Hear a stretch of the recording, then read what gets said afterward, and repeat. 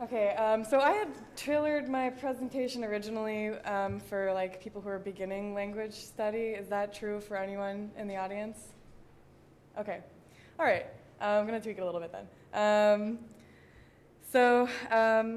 I'm first going to talk about my own experience studying languages, why I decided to study multiple languages at once, and just tips for studying in the Valley, which is only useful to a small part of the audience, but still. So I am in the enviable position of occasionally pronouncing my own last name incorrectly with a thick German accent. I say Ramirez, which is pretty bad. And I also speak Spanish and Turkish with a German accent. It's part and parcel of when you're learning multiple at once. I think you can attest to that probably. So what else?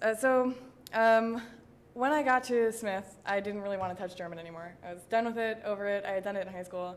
I picked up Spanish, which was a lot of fun and a really immersive experience.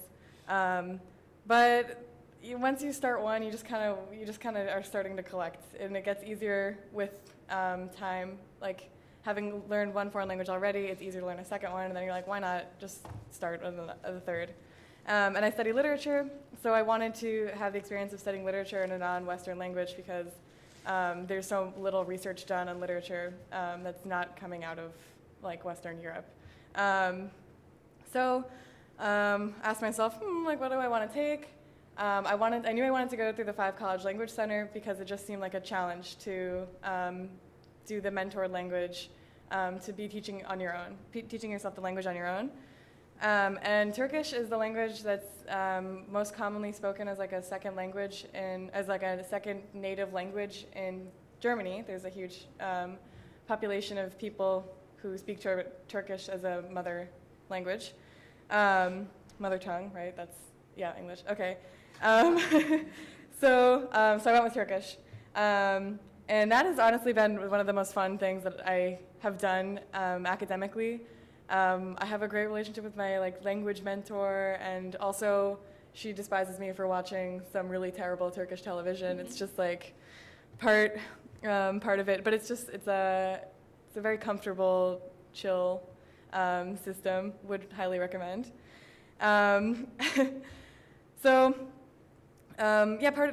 kind of speaks to part of the reason why I think it's important to study more than one foreign language if you can. Because that's just like the nature of the world that we live in. If you're moving someplace to one country, there's going to be like a minority language spoken there anyway. And it has really brought me a much deeper sense, doing cultural studies like German studies has just brought me a much deeper sense of Turkish culture, but also German culture. Also, I was graduate schools outside of the US, like the cheaper option. A lot of them want you to have more than one foreign language, like reading knowledge of more than 2 languages, other than English. So I thought about that.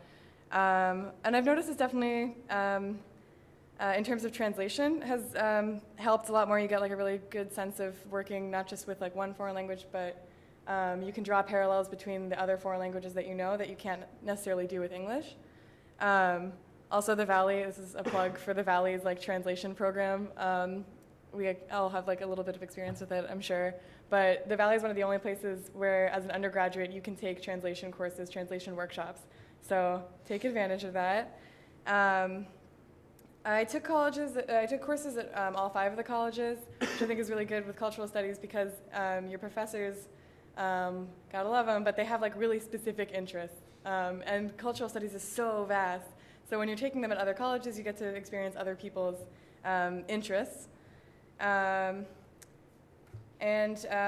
Just last minute advice for studying multiple different languages at once, I color-coded all of my flashcards. You have Spanish, yellow, Turkish, blue.